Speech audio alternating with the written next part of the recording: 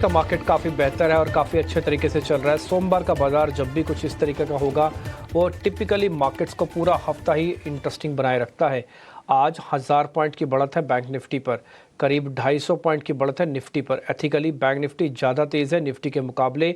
या तो bank Nifty कम से कम 300 पॉइंट अभी और आ जाए तो मेरा 300 पॉइंट दिख जाए तो फिर ये रेशो फिक्स मानी जाएगी जो कि 1:3 की होती है। लेकिन आज फिर से HDFC का बहुत बढ़िया प्ले मिला। कोटक ने कभी निराश ही नहीं किया। हमने तो आपको कोटक सबसे पहले बताने वालों में से एक थे कि 2025 का सबसे बढ़िया बैंक अगर किसी को लेके रखना है तो अपने पास सिर्फ कोटक लेके रख रहा हूँ। 15% तो सिर्फ मार्च महीने के अंदर ही तेज़ हुआ है, इससे पहले भी टूटा नहीं था ज़्यादा Kotak Mahindra bank. HDFC bank 1800 के आसपास आ चुका है। इसके अलावा एक्सिस, ICICI दोनों भी ब्रेकआउट के कैंडिडेट बने हैं। इंडसइंड बैंक की गिरावट रुक गई है, SBI भी चलना शुरू हो गया है। बैंकों में और क्या चाहिए, 6-7 बैंक है उनको आपको चेक करना। आज देखो 4.5% चला है, आज में तो 100 रुपये चल गया ये। 2.5% एक्सिस बैंक, ICICI भी दिखाओ एक बार, और एक बार इंडसइंड बैंक भी स्क्रीन पर दिखाई देना। इंडसइंड बैंक की गिरावट अब थोड़ी रुकती हुई नज़र आ रही है, यहाँ से ज़्यादा डैमेज लगता नहीं है। और अगर पुल बैक होगा, हो सकता है थोड़ा लंबा पुल बैक हो, यानी कि टाइम लगे पुल बैक में। बट अगर आप वैल्यू हंटिंग करना चाहो ऊपर के रेट पे है तो ये भी देखा जा सकता है, ऐसी बात नहीं है। ये कुछ बैंक्स आपकी स्क्रीन पे फायर हो रहे हैं। एक बार दिखाओ जरा इंडिया विक्स, आज 8% इंडिया विक्स ऊपर है। 8% के बावजूद भी बाजार कमज़ोर नहीं है। वजह वॉलिडिटी है, तो वो वॉलिडिटी गॉज कहाँ से होगी, रिकॉर्ड कहाँ पे होगी, वो विक्स में होगी रिकॉर्ड, इसलिए आज 8% का विक्स है। विक्स दो चीज़ों का सूचक होता है, पहला फियर का और दूसरा वॉलिडिटी का। तो आज वॉलिडिटी को ज़्यादा सिम्बॉलिकली शो कर रहा है, फियर तो मार्केट में दूर दूर तक नहीं है। अगर होता तो बाज़ार ऐसे चल नहीं रहा होता। ठीक, ये हो गया दूसरा पॉइंट। तीसरा पॉइंट, एडवांस डिक्लाइन की रेशो जरा दिखाओ मार्केट्स के अंदर। आप देखोगे पिछले 6 दिनों से जो मार्केट का एडवांस डिक्लाइन है वो काफ़ी अच्छा है, यानी कि शॉर्ट के मुकाबले जो लॉन्ग शेयर है, मैंने अनकवरिंग और शॉर्ट कवरिंग नहीं बोल रहा, जो शॉर्ट के मुकाबले लॉन्ग शेयर है वो ऑलमोस्ट डबल से ट्रिपल चल रहे हैं। आज भी जो 164 शेयर अभी आपको अपनी स्क्रीन पर दिख रहे हैं उसमें से करीब करीब आज जो लॉन्ग है वो 150 से ज़्यादा है इसी के अंदर ही, और शॉर्ट कवरिंग तो सिर्फ कम है शेयरों में। तो शॉर्ट्स के मुकाबले जो लॉन्ग का हिस्सा है वो काफ़ी स्ट्रॉन्ग और काफ़ी बेहतर होता दिख रहा है। एडवांस डिक्लाइन NSE BSE का भी आप चेक कीजिएंगे तो आपको दिखेगा संपूर्णता में, समग्रता में चल रहा है। एक और बात, FIs की होल्डिंग्स ये 15-16% से बढ़कर अब करीब 32% के आसपास की होल्डिंग्स हो चुकी है। कल 31.6 का नंबर आया।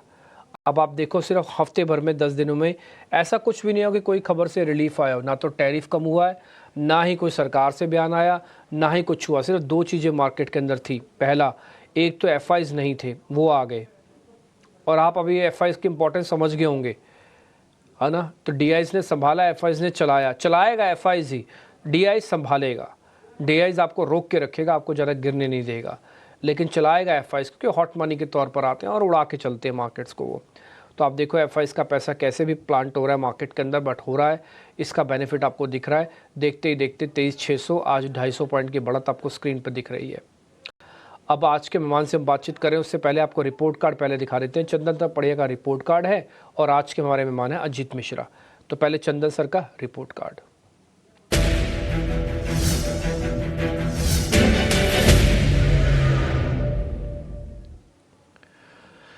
शुक्रवार को किसी वजह से मैंने कार्यक्रम नहीं किया, लेकिन मेरे सहयोगी ने किया, और उसमें जो भी बात हुई होगी डिस्कस वो हमने रिपोर्ट कार्ड में लिख दी है। मन्नापुरम के बारे में ज़रूर जिक्र हुआ होगा तो 5% का गेन वहाँ पे।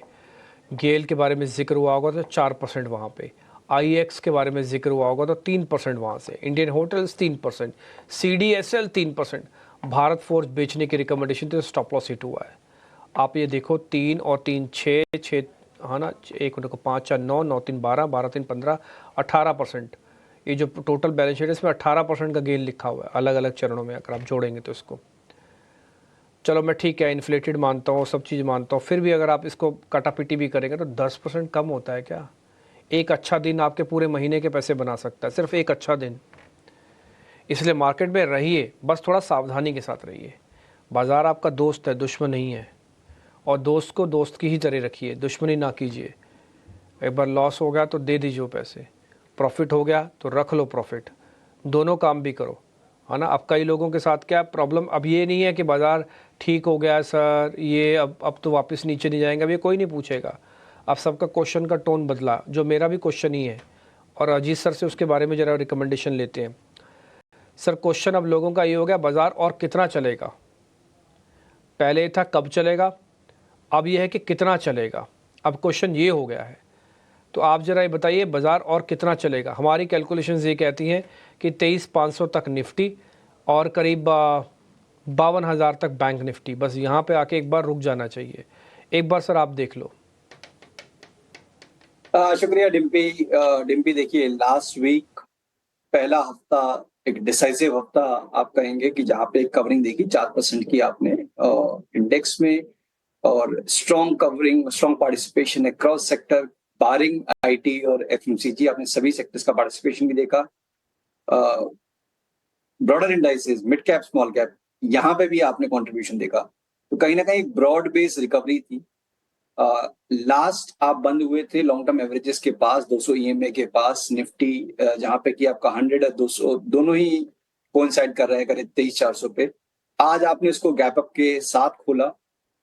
बैंकिंग इंडेक्स ऑलरेडी उन एवरेजेस के ऊपर, लॉन्ग टर्म एवरेजेस के ऊपर ट्रेड कर रहा है, तो वहां पे अलग ही टाइप का मोमेंटम है। आज आपने निफ्टी में उसको रिक्लेम कर लिया है। तो अब 23,800 जो कि प्रीवियस स्विंग हाई था डिम्पी, जो कि करीब 5 फरवरी के टाइम पे बना था, तो वो पहला हर्डल होगा। इसको ब्रेक करेंगे तो करीब 24,100 तक के लेवल्स मार्केट अटेम्प्ट कर सकता है। तो यहां से भी एक अच्छा अपसाइड बाकी है बाजार में।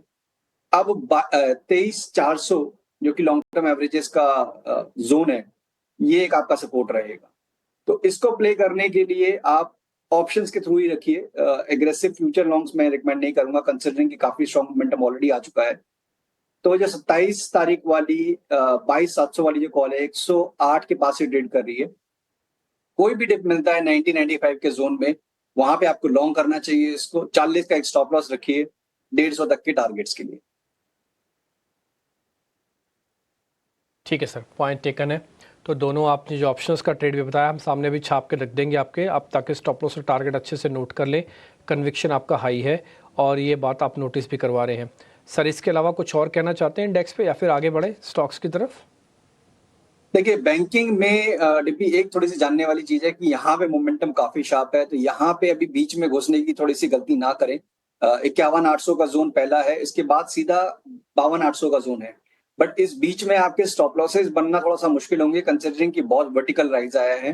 तो निफ्टी कंपैरेटिवली बेटर है। बैंकिंग में थोड़ा सा एडवेंचर कम करें जब तक कि कुछ कंसोलिडेशन ना हो जाए। इसलिए निफ्टी के ऑप्शंस के ट्रेड के साथ आप एक्सपेरिमेंट कर सकते हैं। मेरे को भी लगता है कि अभी निफ्टी के अंदर गुंजाइश है, लेकिन बैंक निफ्टी काफ़ी स्टीपली ऊपर गया है, तो इसलिए इसको हम अवॉइड की कैटेगरी में डाल रहे हैं। No buy, no sell, nothing, कुछ नहीं। जो है सिर्फ उसी को संभालो और उसी के हिसाब से ट्रेड करो। बस यही पॉइंट हम आपके सामने रखना चाह रहे हैं। बस इसके अलावा और कुछ खास हमारे पास अभी बताने को भी नहीं है। इंडाइसिस से निकल रहे हैं बाहर, एक ऑप्शंस के ट्रेड के साथ हम इसको निपटा रहे हैं। अब सीधा सीधा शेयर्स पर आते हैं और पहले ताज़ा खरीदारी वाले शेयर्स आपकी स्क्रीन पर आएंगे।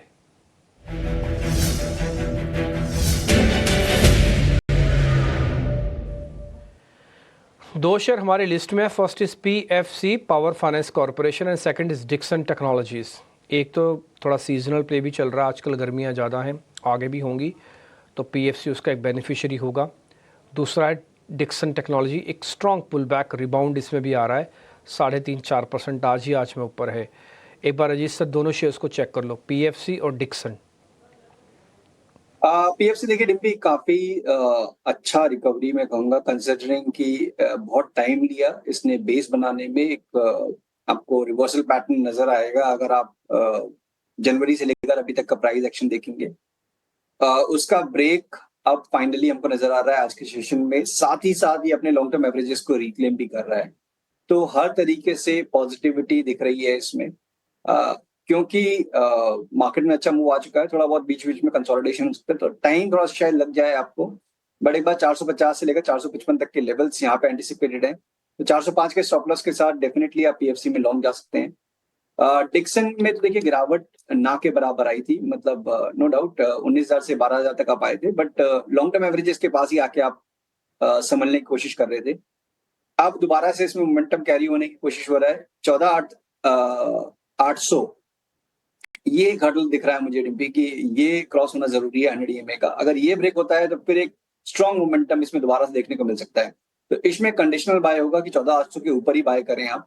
14,200 का स्टॉप लॉस रखें 16,000 तक के टारगेट्स के लिए। ठीक है सर, पॉइंट टेकन है। तो डिक्सन टेक के अंदर पीएफसी के अंदर जो भी ट्रेड बनता है सर ने आपको बता दिया, स्टॉप लॉसेस टारगेट सब दे दिए, सब बकायदा लिखा हुआ आपकी स्क्रीन पर आ जाएगा, बस आपको सिर्फ नोट डाउन करना है। नोट डाउन करने से रिकॉर्ड हो जाता है ये चीज़। हम भी कोशिश करते हैं, इसलिए रिपोर्ट कार्ड दिखाता था कि रिकॉर्डेड चीज़ हम आपको दिखाएं। लिखतम और वक्तम दोनों होना चाहिए।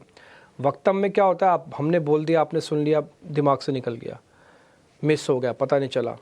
लिखतम में क्या है, चीज़ रिकॉर्ड हो गई, काम पक्का, तो चेक हो जाएगा। कभी भी किसी भी दिन 4 पन्ने पलटोगे तो आपको पता लग जाएगा, अच्छा इस दिन ये ट्रेड दिया गया था या ये ट्रेड था हमारे पास।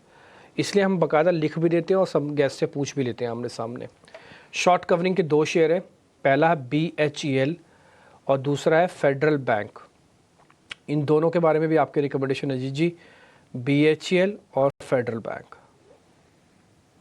देखिए BHEL में डिम्पी, अगर आप एक ट्रेंड लाइन ड्रॉ करेंगे हाइज से, तो आपको उसका ब्रेक नजर आएगा आज के सेशन में। बट साथ ही साथ यहाँ पे 100 EMA का एक हर्डल भी है। मुझे लगता है थोड़ा बहुत यहाँ पे कंसोलिडेशन और पॉज हो सकता है, बट टोन पॉजिटिव है और वो रहेगी जब तक कि आप 205 206 के लेवल्स को होल्ड कर रहे हैं। और पोजिशनली 228 जो कि लॉन्ग टर्म एवरेजेस है, वहां तक ग्रेजुअली इसमें मूव आना चाहिए। तो उस हिसाब से इसको ग्रेजुअली एक्यूमुलेट करें, एग्रेसिव लॉन्ग्स ना करें, और 206 का एक स्टॉप लॉस मेंटेन करें। फेडरल बैंक में काफी स्ट्रॉन्ग ट्रैक्शन देखने को मिला है आज के सेशन में। एक बेसिकली पॉज था अपने लॉन्ग टर्म एवरेजेस के पास और आज एक ट्रेंड रिजम्पशन दिख रहा है। तो यहाँ पे डेफिनेटली कंपैरेटिवली बेटर स्ट्रक्चर है। अगर मैं मोमेंटम के पॉइंट ऑफ व्यू से बात करूं तो यहाँ पे मुझे 188 के स्टॉप लॉस के साथ करीब 204 तक के टारगेट्स के लिए फेडरल बैंक ज्यादा बेटर कैंडिडेट लगता है among these two. Federal bank आपको थोड़ा ज़्यादा अच्छा कैंडिडेट लगता है, इसलिए आपको चॉइस भी करना चाहिए। तो देखिए, गेस्ट आपको हिंट भी कर रहा है कि अगर आपके पास ज़्यादा पोजीशन नहीं रखना चाहते या फिर नहीं लेना चाहते तो चुनाव कैसे करना है। BHEL, फेडरल बैंक दोनों के लेवल्स आपकी स्क्रीन पर है, दोनों के स्टॉप लॉसेस आपकी स्क्रीन पर है। बट फिर भी अगर चुनाव करना, कोई एक रखना हो, तो फिर फेडरल बैंक को रखा जा सकता है। ठीक है जी। अब तक हमने जो शेयर्स आपके सामने रखे उसमें BHEL, federal bank, Dixon technology, PFC और एक ऑप्शंस का ट्रेड निफ्टी का रखा है। बैंक निफ्टी को अवॉइड कैटेगरी में डाल दिया। इस सब के सब ट्रेड आप अपनी स्क्रीन पर देख पा रहे हैं, सबको अच्छे से नोट कर लीजिएगा। फिर भी अगर आपसे कोई छूट जाए तो यूट्यूब पे पूरा प्रोग्राम पड़ा हुआ है, आगे पीछे करके आप इसको चेक भी कर सकते हैं, लिख भी सकते हैं, देख भी सकते हैं। हमने शॉर्ट कवरिंग और लॉन्ग दोनों के हिस्से पता कर लिया। दोनों के जो 2-2 शेयर्स आए उन सबका हमने टारगेट स्टॉप लॉस, कुछ का तो ऑप्शंस का स्टॉप लॉस भी है, वो हमने आपके सामने रखा है। अब जरा मंदी वाले शेयर्स भी चेक करवा लेते हैं। अजीत सर हमारे साथ बने हुए हैं, लेके आइए आज के शॉर्ट्स।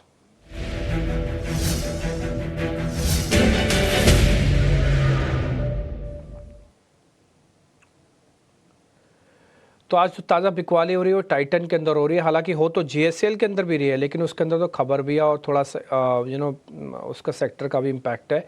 बट टाइटन आज अच्छा टूटा है। और दूसरा LTTS, इसको L&T टेक के नाम से हम जानते हैं, ये शेयर भी आज कमज़ोर है, बाकायदा उभरे ही नहीं आज। 2-2.5% टूटे, तो अभी भी टूटे ही हुए हैं। एक बार इंट्राडे चार्ट भी दिखाना दोनों का। अजीत सर बताइए ज़रा इन दोनों के बारे में प्लीज़।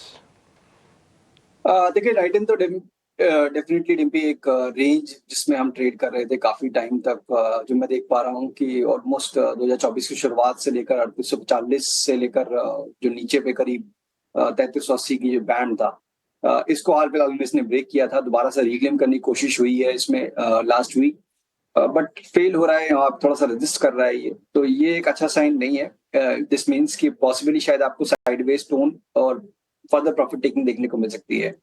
तो जिनके पास शॉर्ट टर्म में लॉन्ग है, डेफिनेटली उनको यहाँ पर रिड्यूस करना चाहिए टाइटन पोजीशन।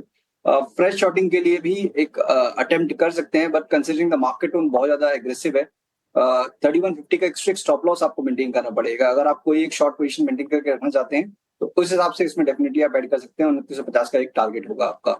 वहीं पे LTTS, क्योंकि देखिए IT as a pack definitely weak है, बट यहाँ पे भी आप देख रहे हैं कि लोअर बैंड के पास, चाहे वो हैवी वेट्स हो, चाहे वो मिड कैप IT नेम्स हो, इनमें कहीं ना कहीं एक पॉज, एक कंसोलिडेशन का टोन दिख रहा है। तो सेम LTTS के साथ भी वही है, टोन नेगेटिव है, मींस अंडर परफॉर्मेंस कर रहा है, बट गिरावट भी नहीं आ रही है। तो यहाँ पे मेरी रिकमेंडेशन होगी कि फॉर अ टाइम बिंग आपको अवॉइड करना चाहिए कोई भी लॉन्गर शॉर्ट पोजीशन IT में, और टाइटन एक कैंडिडेट हो सकता है for shorting trade. Point taken. तो ये आपको मंदी वाले 2 शेयर्स भी मैंने चेक करवा लिए, 2 अनवाइंडिंग के शेयर्स हैं, ये भी चेक करवाने ज़रूरी हैं। एक बार ज़रा वो भी पता करवा लेते हैं, ग्लेनमार्क और इंडसइंड बैंक। सर दोनों को ज़रा चेक कर लो आप। देखिए ग्लेनमार्क तो डिब्बी अभी यहाँ पे मुझे लगता है कि एक पॉज हुआ है ये, बिकॉज एक अच्छी रिकवरी हुई है और अपने मेजर एवरेज के पास आ गया है। यहाँ पे पॉसिबली शायद 1-2 दिन का टाइम स्पेंड करके 1550-1560 तक के लेवल्स दोबारा से अटेम्प्ट कर सकता है। तो यहाँ पे अभी वेट एंड वॉच है। बेसिकली 1470 जिनके पास एग्जिस्टिंग कोई पोजीशन है उसके साथ वो बने रह सकते हैं। फ्रेश पोजीशन के लिए थोड़ा सा वेट करना चाहिए कि एक बार दोबारा से 1520 के ऊपर का एक ब्रेकआउट आएगा, तब वहां पे आपको बाय करने के लिए देखना है। इंडसइंड बैंक देखिए ये एक डेफिनेटली अंडर परफॉर्मर है बैंकिंग पैक में, एक रिकवरी का attempt post this sharp decline. But दोबारा से आप देख रहे हैं कि 700 के पास काफी ज्यादा रेजिस्ट कर रहा है ये स्टॉक। तो पॉसिबली यहाँ पे आपको दोबारा से प्रॉफिट टेकिंग का डिक्लाइन कंटिन्यू होते हुए नजर आ सकता है, जो कि स्टॉक करीब 650-645 तक दोबारा पुश कर दे। तो मेरी रिकमेंडेशन होगी यहाँ पे डेफिनेटली अवॉइड करना है आपको लॉन्ग पोजीशन। शॉर्ट पोजीशन के लिए 700 आपका स्टॉप लॉस रहेगा। ठीक है जी, पॉइंट टेकन। अब हम आपको आपके शेयरों का इंतज़ार है सर हमें, आप ज़रा बता दीजिए आपके कौन से शेयर है सर। देखिए जैसे हमने बैंक निफ्टी के लिए अवॉइड करने के लिए बोला डिम्पी, बट बैंकिंग को अवॉइड नहीं कर सकते हो आप, बिकॉज ये एक ऐसा है पिलर जो कि मार्केट को सपोर्ट कर रहा है होल हार्टेडली। तो यहाँ पे एचडीएफसी बैंक, आईसीआईसीआई बैंक में आज नए हाइज बनकर रिकॉर्ड हाइज। तो बेसिकली यहाँ पे भी एक कैचअप मूव एंटिसिपेटेड है। एक रेंज ब्रेकआउट आया था, उसके बाद पिछले 2 दिनों से कंसोलिडेशन में था, आज दोबारा से ट्रेंड रिजम्पशन देख रहे हैं हम। तो यहाँ पे मुझे लगता है कि नियर टर्म में मोमेंटम और बढ़ेगा। 1880 तक के लेवल्स एंटिसिपेटेड है। 1760 के स्टॉप लॉस के साथ यहाँ पे आप लॉन्ग बना सकते हैं। दूसरा नाम from the auto basket, Maruti का। इसमें भी आप देखेंगे तो बहुत टाइट रेंज में पिछले करीब 7-8 दिनों में इसमें ट्रेड हुआ है और आज उसमें एक ब्रेकआउट देखने को मिला है। तो यहाँ पे भी लग रहा है कि एक अच्छा रिकवरी देखने को मिल सकता है, क्योंकि स्टॉक करीब 12,400 से लेकर 12,500 तक के लेवल तक ले जाए। तो यहाँ 11,700 की स्टॉप लॉस के साथ मारुति को भी लॉन्ग करने की रिकमेंडेशन होगी। ठीक है सर, मारुति और एचडीएफसी बैंक दोनों बड़े शेयर आपने दिए हैं और मैं एक्सपेक्ट करता हूं कि जब एफआईज का पैसा आता है तो टिपिकली बड़े शेयरों में जाता है, इसलिए मिड कैप और स्मॉल कैप में आप उतनी रंगत नहीं देख पा रहे जितनी आजकल बड़े शेयरों में देख पा रहे हैं। वजह फॉरेन इंस्टीट्यूशनल्स की मनी सीधा पहले यहीं आके पार्क होती है और दोनों शेयर्स आपके बड़े वाले दिए गए हैं। बहुत शुक्रिया sir, thank you very much Ajit sir, आज समय देने के लिए, बताने के लिए। अलग अलग स्टॉक सारे शेयर्स हमने स्क्रीन पर फायर कर दिए। उम्मीद करते हैं कल आपका रिपोर्ट कार्ड काफ़ी बेहतर बन के आएगा। बहुत शुक्रिया, थैंक यू वेरी मच कार्यक्रम में जुड़ने के लिए। फिलहाल इस कार्यक्रम से भी इतना ही, नमस्कार।